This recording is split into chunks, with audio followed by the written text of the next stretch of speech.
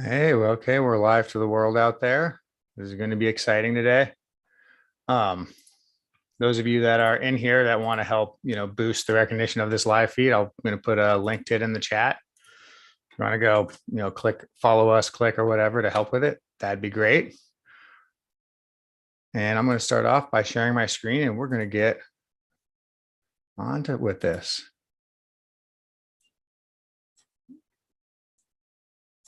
All right, so welcome everyone today to Clean Start's Perspective. I'm excited. We're back with a couple of these and, they're always great discussions. So if you're here, remember, keep yourself muted, use the chat function for questions and comments. You can also use the little raise your hand function. It'll boost you right to the top and we can see we can call on you. Also, if you're out there in YouTube or LinkedIn, feel free to go ahead and put your questions there. So we'll be watching and trying to get those questions into this event too. Clean Start Perspectives are sponsored by SMUD, Blue Tech Valley, River City Bank, and the California Mobility Center.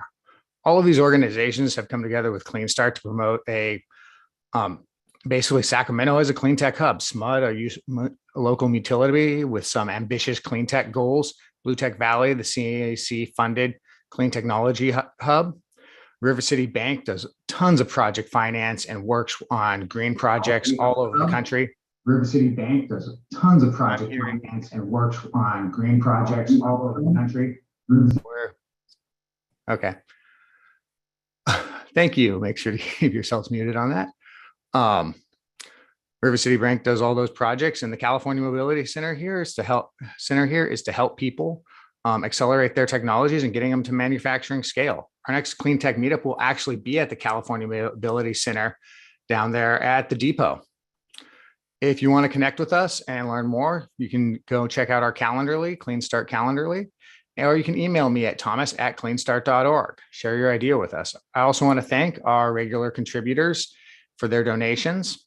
You guys validate what we do and you help me buy Red Bull, which I very much appreciate.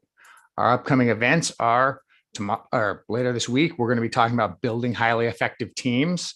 And later in the month, we're going to be talking about giving a voice to plants. That's Interplant founder Shelly Anno out there at UC Davis. That'll be an exciting discussion. And that same day, we're having an in-person meetup on charging at the California Mobility Center.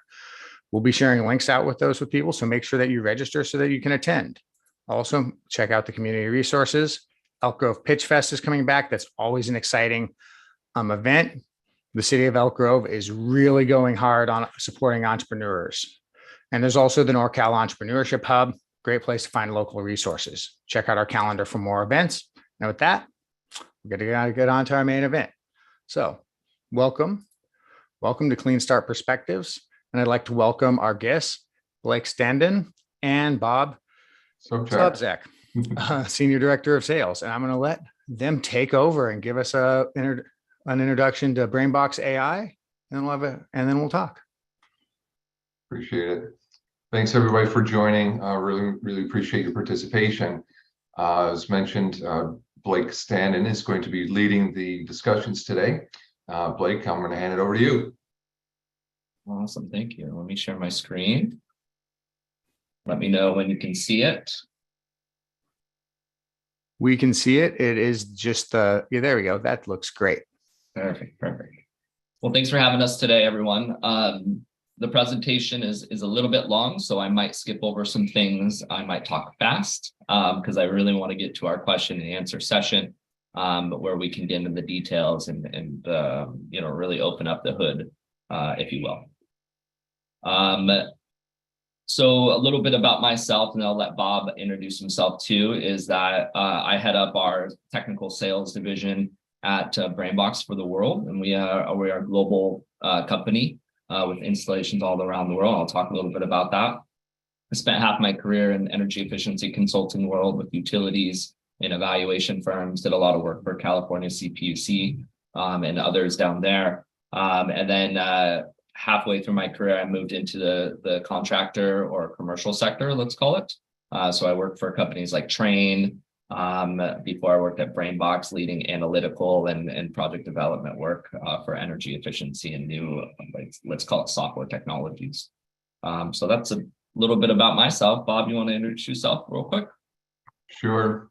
My name is Bob Sobczak, and I'm the Senior Director of Sales for BrainBox. I've been with them since November of last year, so relatively new to the organization. Find it extremely exciting.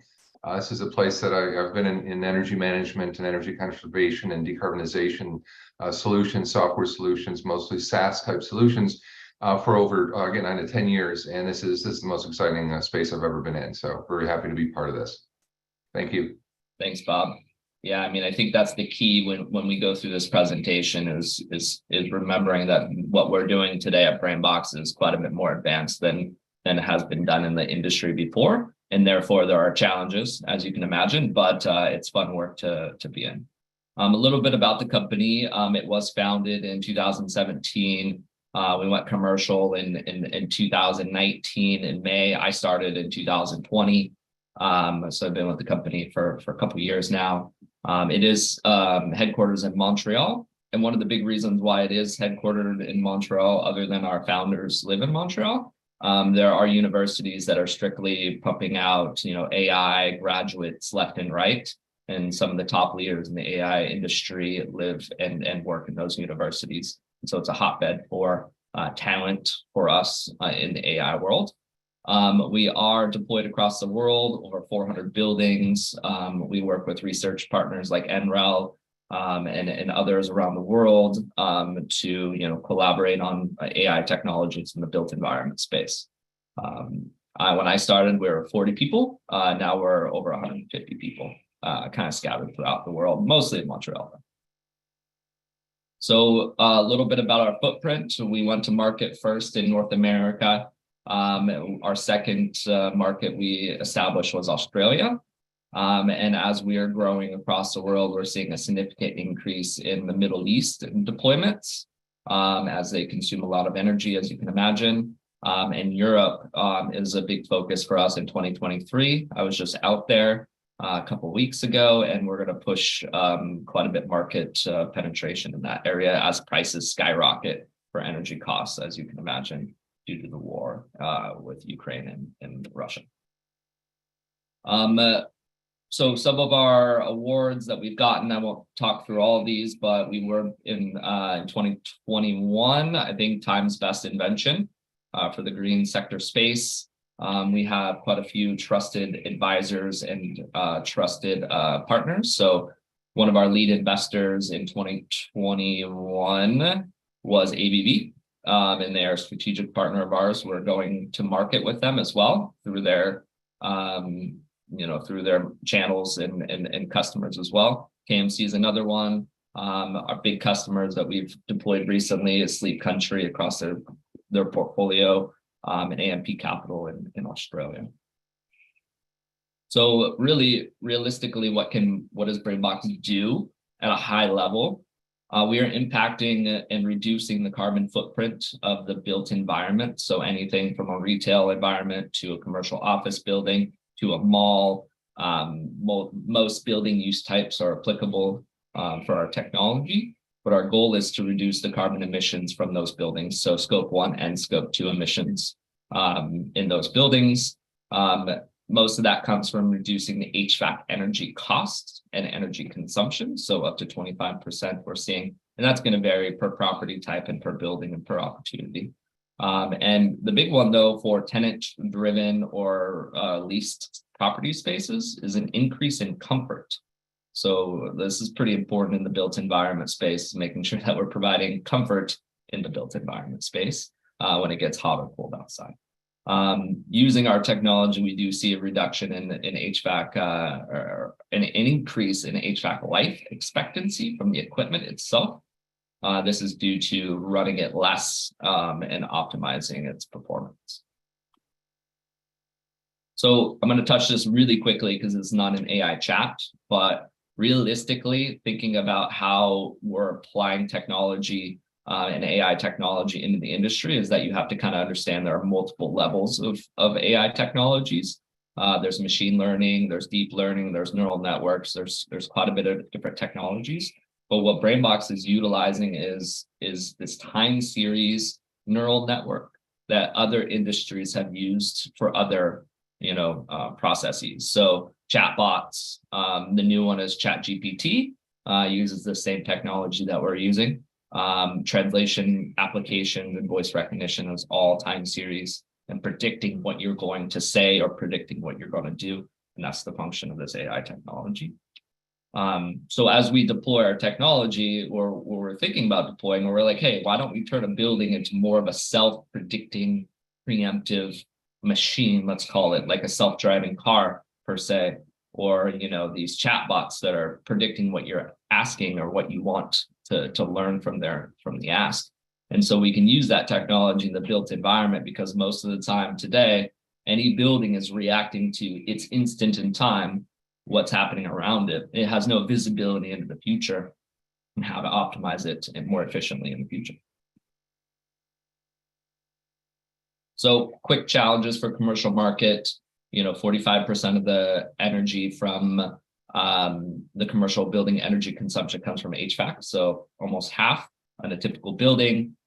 So many studies have said that, 30% or even more of that energy is wasted because the system's not optimized. It doesn't have an AI, engine or AI agent on top of it, making sure it's efficient all the time, and so on.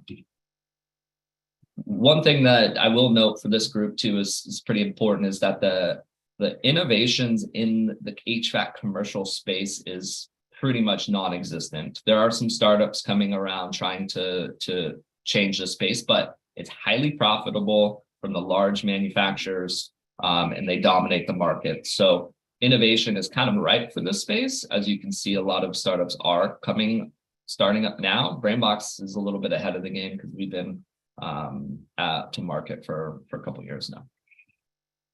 So the problem is, and we'll kind of skip the next couple slides, is that current HVAC control systems have limited power, processing power. They don't have other data streams outside of the building.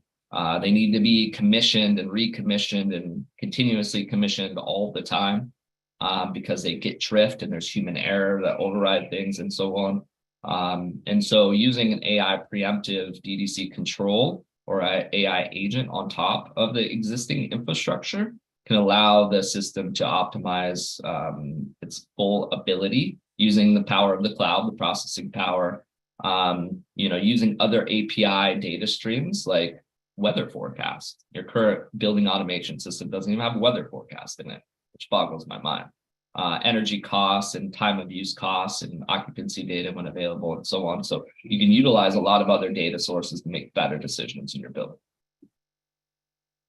So we do predict what's going to happen in every single zone by using all of our data sources from APIs to the existing building system. What we're doing with that is we're predicting every single zone in a building, 2 to 6 hours, maybe longer, what's going to happen. And we're using that information to modify the control sequences automatically, without human intervention. And so we're writing back to the control system continuously.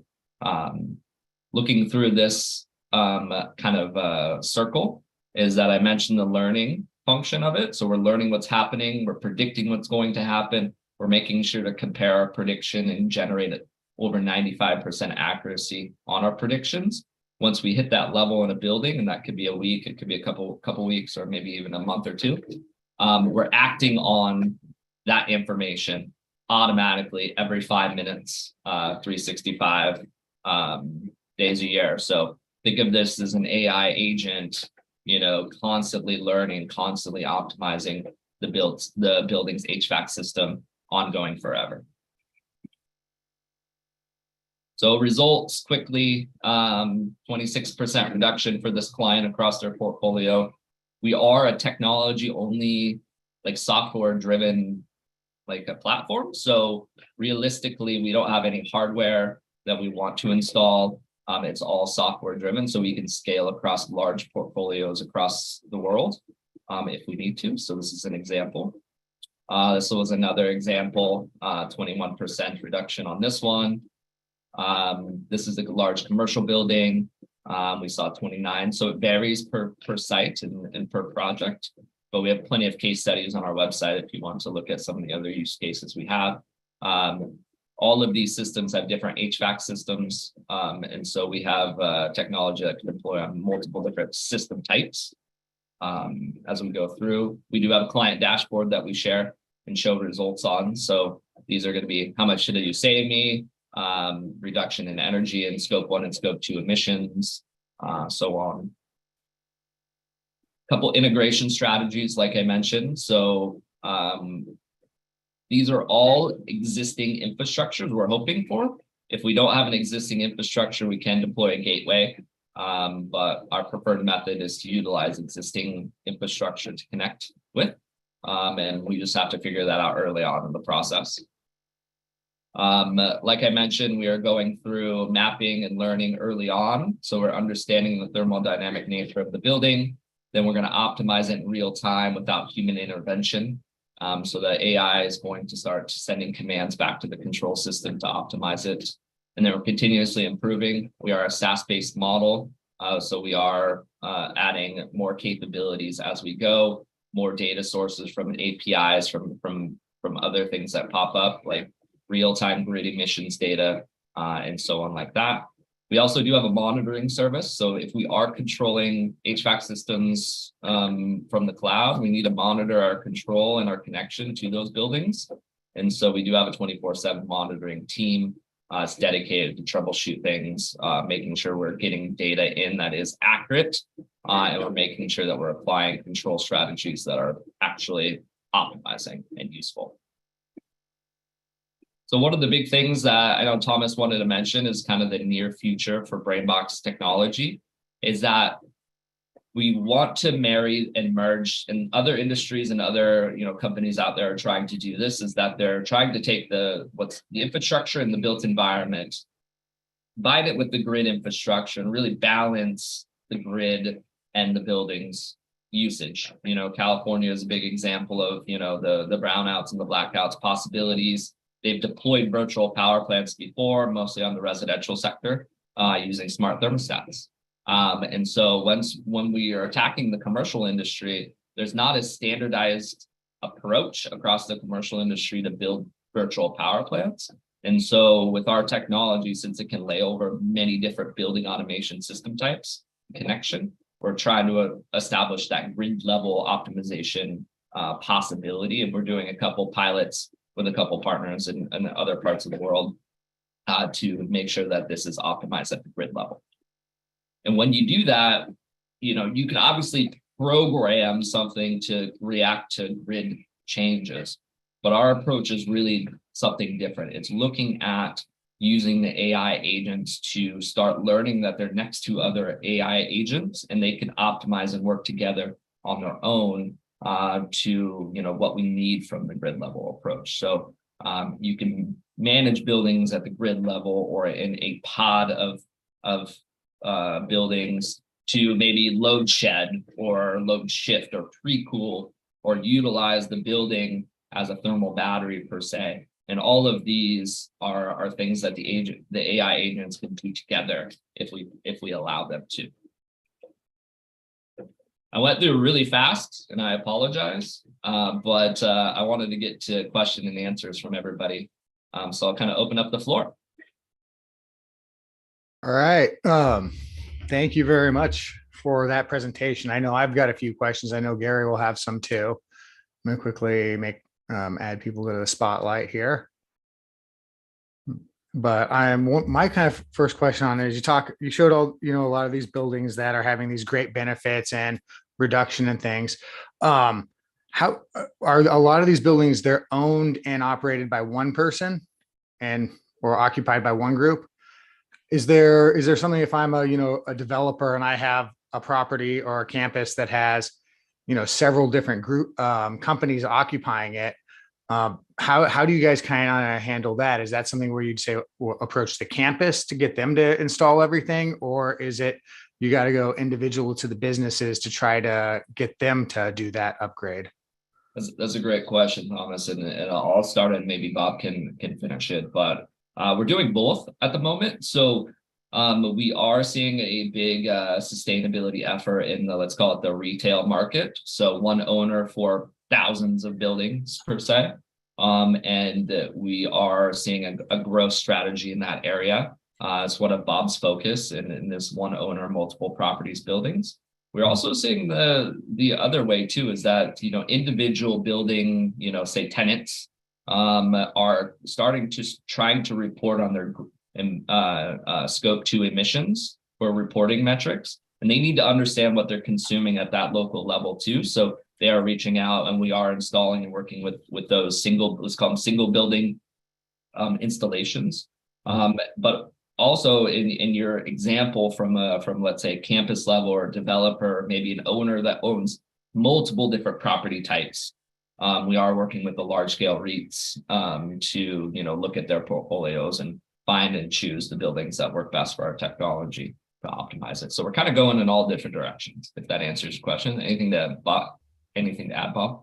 Yeah, so you mentioned scope emissions control and decarbonization. A lot of the retail customers that I'm speaking with now have those kinds of objectives, especially I would submit some of the more progressive ones, right? And I will also add, just as a little bit of a commercial, that one of the largest retailers in the world is rolling out the system right now. I'm not obliged to be able to share their name just yet, but I'm sure you all would recognize them. We've got quite a bit of momentum going on with that too. So thank you. Well, that'll be a big win for you guys on that. Now, where do you see these companies getting a lot of pressure to change? Is it, I think I'd hope that it would be kind of the cost savings potentially on it, but is it more of a pressure from an ESG or a ratings group or something like that? What's making them say like, okay, I want to change? Because I feel like a lot of them, this is a cost they just passed on to the tenants. Yeah, that's a good question. And so it's coming from different directions, I would say. So individual tenants are wanting to know what their landlord is doing to reduce their emissions, because they have emission goals, like I mentioned earlier. The other thing is that is still from an owner perspective or cost perspective, it's still, mostly cost driven. I want to reduce my cost, my OpEx in my buildings. Even if I pass those down to my tenants are asking us to reduce our OpEx as well. And so that's still a big driver. But what Bob mentioned from a large companies that are starting to report it to the SEC and so on is that they have this new bucket of money from GHG, greenhouse gas emission reduction, and they have goals to get to net zero or whatever at a certain time period. Is that now that they have they need to fund technology that can scale fast. And so we're seeing some pressure from executive levels to push down. Bob, do you have anything to add to that? No, just wanted to address a couple of the questions that popped up in chat. The first one, Mark, I guess you had asked about moving into the residential small commercial space. I guess I'd qualify that, considering that this is an AI system that is managing lots of aspects of the building. There's minimum that we can affect in say residential environment, perhaps a larger apartment complex, something like that, which would be part of our commercial offering. And then Franklin, you asked a question about the benefit to the life of the HVAC equipment. Absolutely. In soft savings, Blake mentioned, customer comfort or occupancy comfort as well. We attribute to the extension of the benefit of all HVAC equipment life by maximizing the efficiency of the operation of the equipment, which has a natural extension to its life. So I hope that answers the question. Yeah. Yeah, I think that leads kind of into the next thing I kind of want to get a feedback from you guys on. So you have the problem that you guys kind of have identified of cost, comfort, pressure from different groups to report on emissions and, kind of get more in line with that. And you guys have your solution or the value proposition of your BrainBox AI saying, okay, we can help with that and solve additional things to it. And, the channels of going out to them. What I kind of want to know is, so you came up with this, value proposition to solve someone's problems. And then entrepreneurs often then go into, okay, how do I get someone to help me fundraise or do this? And then there's, all these sort of barriers. You guys had some success with ABB, which is one of, is a very large company in the electrical space, and getting, support from them and investment from them. And I know you're still, I think, on the fundraising trail, but what were some keys to being able to take, this this idea that you had of BrainBox AI that you were starting to get into some space and getting some traction with, and then going to a group like ABB and saying, you should take us a little bit more seriously? Yeah, I mean, one of the big things when I first started, Thomas, is that we put our money where our mouth is early on, is that we started telling customers that let us prove it to you that we can provide value across the board. And so we've done that in many different use types, and we use that prove it mentality for our investors as well. So a lot of our investors actually have BrainBox AI running on one of their properties, like ABB does as well. Mm-hmm. So that was part of our strategy as well. And the other strategy too, like especially from the ABB's perspective, is they have huge ESG goals, and they don't know how to do that. And they are also looking at their scope 3 emission goals. That's their vendors and their suppliers and so on. And so they wanted to also put their money where their mouth is and say, hey, we are investing in technologies to drive decarbonization across not only our portfolio, but offer it around to our clients as well. And that's been a big, I would say, big item the last year or two from these large scale organizations and in our investment conversations. Bob, do you have anything to add to that one? Not really. I guess I wanted to come back to the decarbonization because we didn't really, I think, make it clear that we're also measuring that scope emissions in scope 1 and 2 and be able to report back to those ESG summaries as well. Obviously, scope 3, we can't check suppliers, but we can at least see what's within the confines of the facility that we're managing. Yeah, and that's kind of an ancillary offering that we're providing to, Thomas, is that we want to reduce the consumption in the building, but many customers need to know how to report it and measure it. And so if we're already reducing it, we already essentially have to measure our reduction, and therefore measuring, prior to our reduction is not a big ask. And so we've added that capability. If doing paperwork is what gets you in the door to reducing emissions and saving costs, I think that's a huge one. And I think, ABB is a public company. So if you're a startup out there, go look at the public companies that might be in your area and see what they're actually saying. Mm-hmm. And you could probably make a wager that, companies that aren't public, that are similar size or something smaller, are thinking the same thing, that are competing with them. So I think that's a really good point on what, their drivers are on it. Now, I really like that you highlighted, I guess, the virtual power plants and I guess interacting with tariffs on it. Sunrun, which you mentioned more as the residential side, they're planning some big virtual power plant sort of things. Have you guys, I guess, been approached or been incorporated into any virtual power plants or, I guess, tariff schemes that are the equivalent of one? Yeah, for sure. So we're doing a couple tests with a couple entities. I can't talk about them publicly, but that's our plan for this summer. So we're building the capability out now, and then we're testing and we're proving it out to these clients this summer so that it could be productized next year, hopefully, is the goal. And so it will be working with the large scale ISO grids and making sure that they, work with us to build these mini virtual power plants. However, we still need to get into the buildings themselves as well. So there's still a pretty big commercial push to focus on those areas of growth in those different ISOs that care about it. Getting into those buildings, with a lot of, I guess, just the general aging buildings around, in pretty much every state, and you guys being mostly a software sort of, or a software play, you said, you guys don't do hardware. Is that a big barrier to you guys? I guess the age of the building? It can be, Thomas. So, when I started at BrainBox, there were 2 sales engineers. It was me and a colleague. And our job was to assess the built environment to see if we can we can provide value to this building itself.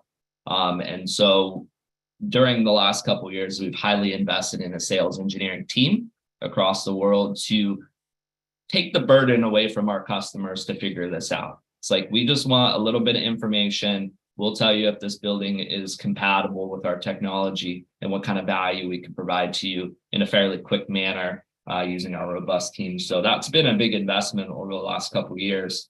because every building is unique. They're not manufactured like cars. Even in the retail space, they're supposed to be cookie cutters, but there are differences because they're in different climates, different codes, different construction methodologies. So we have to look at them kind of uniquely, but we built the capability and the team and the efficiencies to scale that across the world, though. And maybe I could just touch on the process too. I think it's relevant to what you were just talking about. First off, when we went through the earlier part of the presentation, we are definitely a software focused company. However, in buildings where there is no management controls existing, we do have a smart thermostat that we can add in so that we can at least get the data, right? We need to control that.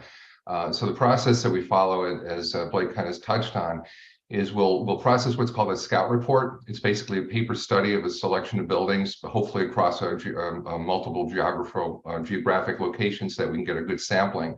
And from that, we can estimate what the savings would be and process that back to the customer. At that point, we try to do a pilot. And at that point, hopefully we'll do an implementation. Yeah, and it's really, understanding the ROI of the project as well. So that's part of our job early on, is to say, hey, this is what our value could be. This is what it's going to cost. Is this worth it to you? And what's your ROI threshold, essentially? So it sounds also like you guys have decided to go with kind of, I guess, the internal sales approach.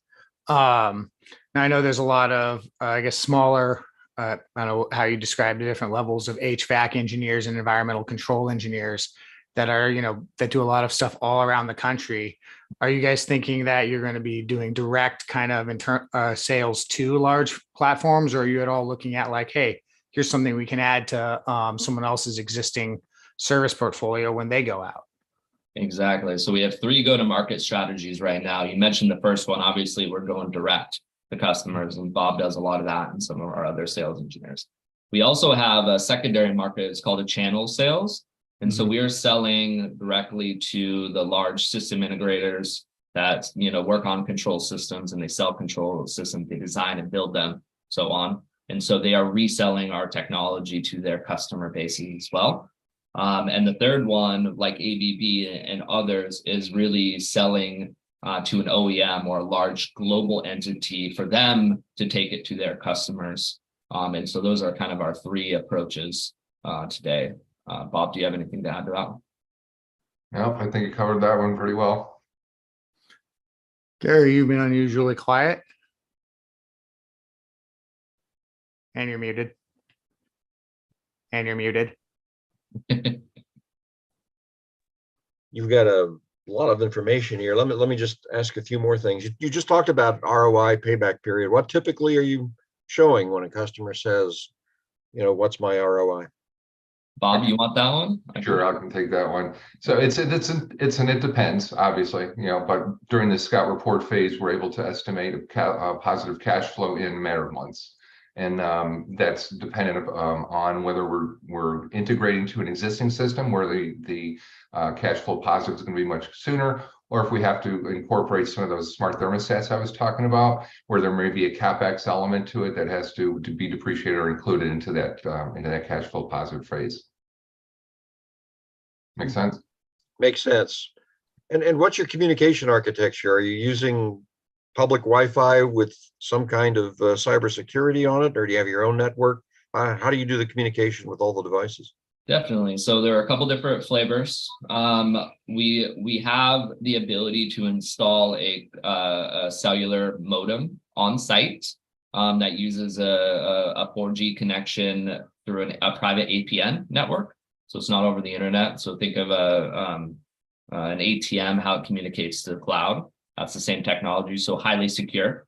However, a lot of large scale organizations and customers have their own IT policies, and they want to flow traffic through their firewalls and through their networks. And so we have the ability to use that route as well. And those are pretty much our 2 primary connection methods. Our goal is not to install hardware, as we've mentioned before.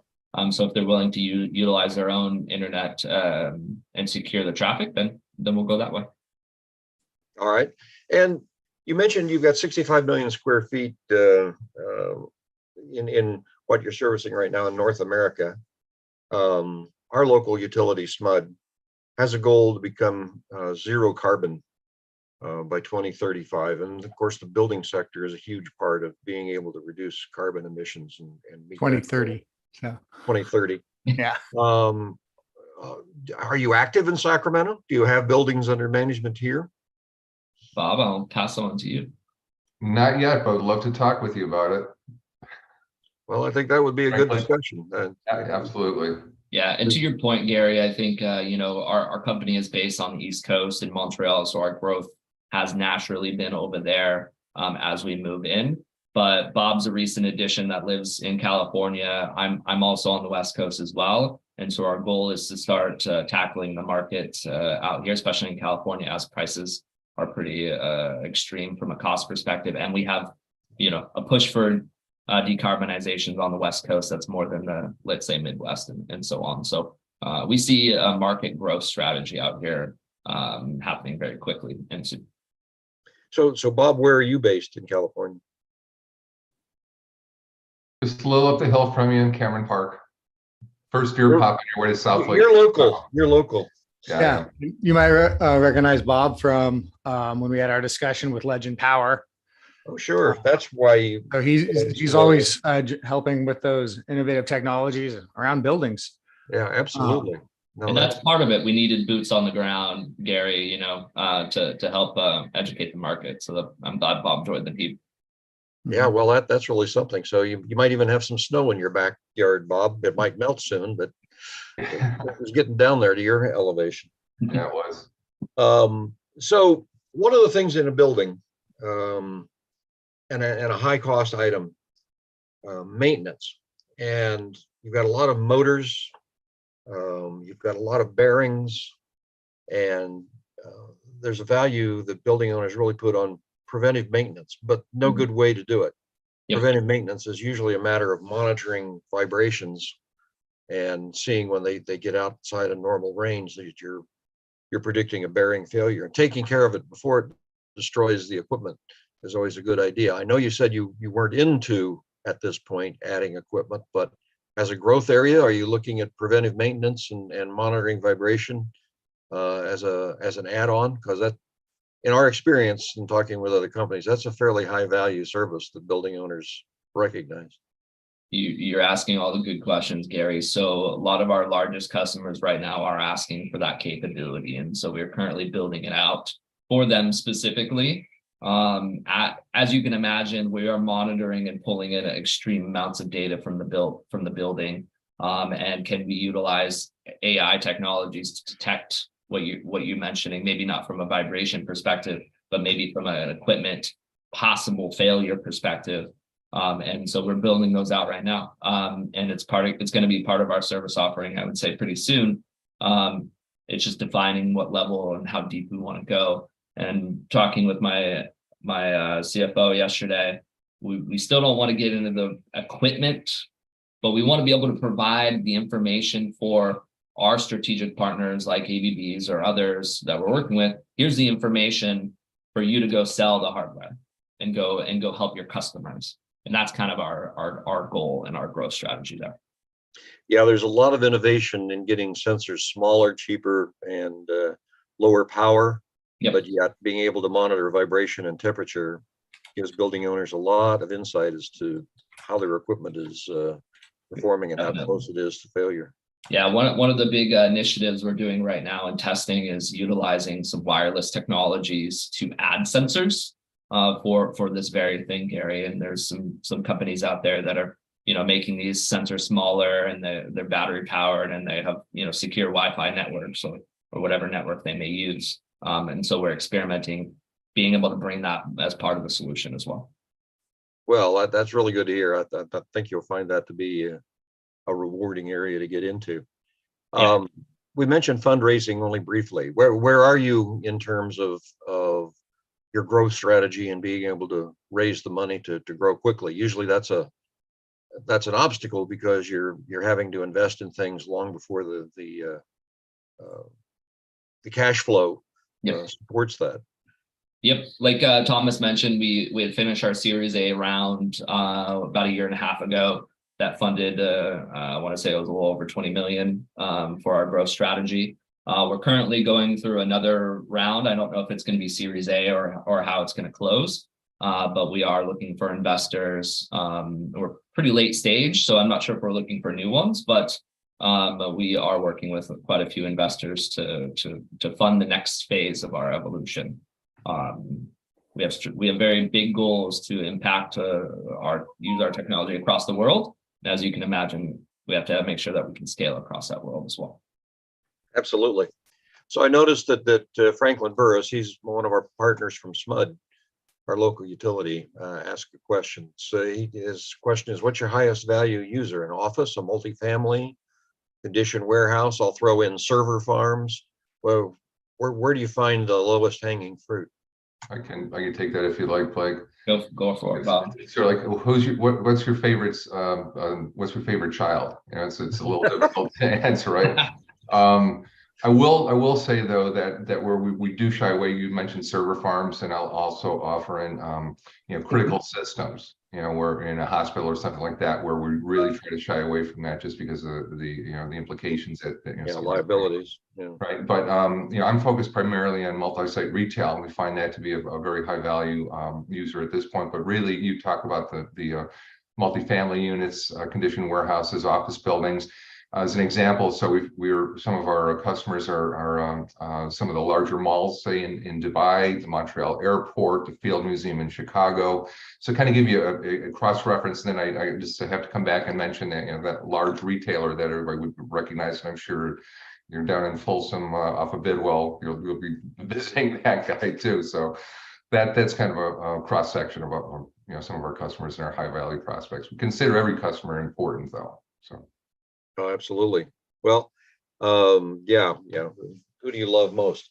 But it sounds like you can adapt to a number of building situations. So your technology is broadly applicable. You've got growth plans getting into some other areas. So fantastic, and we're glad to know that you're local as well, because I think we have a lot of buildings here that are not that well controlled. And there's probably a good opportunity. Yeah, and anything that we can, learn from our utility partners to help us, get into the market for the utilities. Since we are a SaaS model, a lot of utility programs don't quite fit our pricing strategy. However, we've been, working with a couple of utilities, or at least around the U.S. Right now, on figuring out how they can help bring it to their customers, or fund partial of it, or maybe there's a little bit of a CapEx improvement that they have to fund, and then the customer pays for our services. So we just need to make those connections and work with them to find the right path to market. Yeah, no, that's fantastic. So Mark Berman, you're a veteran of this industry. You've looked at this sector for decades. You've been an innovator in the area. What's your impression of what these guys have, and what recommendations would you have for what they would do to implement their growth strategy? Well, thanks, Gary. I appreciate that. This sounds impressive. There is a lot of data out there that can be used to predict demand for heating, cooling, and ventilation, and it hasn't been utilized. So this sounds like a very useful product, particularly in the large commercial space. If you can tie in with ESG, if you can tie in with generating numbers that help companies meet their reporting requirements, I think that would be beneficial. And I'm sure you're already thinking about that and working on it. I appreciate that. Yes, exactly. So that's been our latest push, is the reporting side of it. Since we are collecting so much data already, it wasn't a big development effort to create automated scope 1 and scope 2 emission reports for our customers via dashboard or email. So we're definitely pitching that, and now we're going to go to market to even utilize that technology on buildings that aren't quite compatible for our technology, as we discuss how to make those buildings compatible and build a long-term, let's say CapEx plan to bring the technology to their portfolio. So Good. definitely thinking about that one. Excellent. Like to turn it back a little bit on that point for a question for Franklin. Can I put you on the spot, Franklin? I guess he's not listening. Yeah. So I have to catch up to him later. But in general, my question, Franklin. Okay, I'll put it in chat. I think he's back now. All right. Well, this has been a very enlightening session for us here. And you can see there's a high level of interest. I think you've got a lot of low-hanging fruit here to harvest, Bob. This is not an area where there's been a lot of people coming in and dealing with the buildings in Sacramento yet. We've got old buildings that are being renovated. We've got brand new buildings going in. So I think you got a lot of opportunity here, and then we would welcome more participation from what you have here and getting more BrainBox activity. So thank you very much for joining us this morning.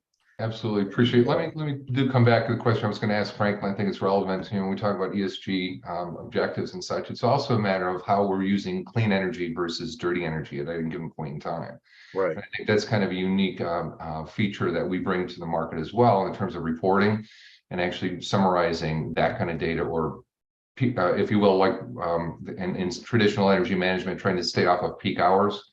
Right, trying to use energy that's clean at that point in time and delivered from the grid. So I was curious, from SMUD what their direction was on that. But I'm here, I'm local, as you mentioned, happy to meet at any point in time and to make the right connections. I'm part of one facet of the organization, but there's a tremendous a breadth of bench behind me. So I appreciate the time for everybody today too. Thank Well, I you. know there's a big question in buildings in our area, some of the lower buildings, should I invest in storage or not? And you would have the ability to show them what the payback on that would be from what could be done, just what they have right now, and what the payback might be from adding something. So lots of directions that I could see you taking to improve the product and add more services.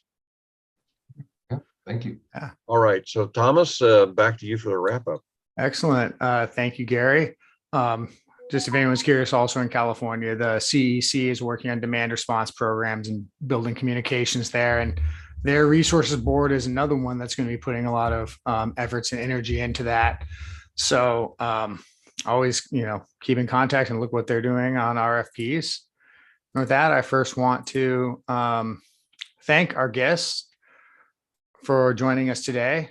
And that's Blake Standen and Bob Sobczak.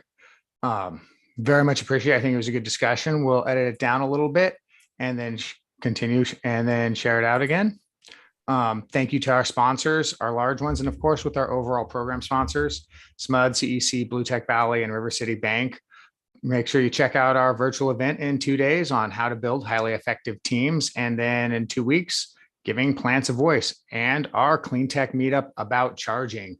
We're going to try to cover all of it in one thing. It's going to be hard, but it should lead to an interesting discussion. Also, I want to thank you all for attending. And if you want to connect with us, we're on Instagram, I think. Maybe we're even on TikTok, who knows? But we're definitely out there on LinkedIn, active, and you can follow and subscribe to us on YouTube. Additionally, you might see this interesting looking one right here. That's Empower Innovation Network. That's a LinkedIn-like thing for the energy transition in California. And with that, thank you all for attending and have a good day. I'm going to stop the recordings and live feed. Yeah. Have a great day. All right.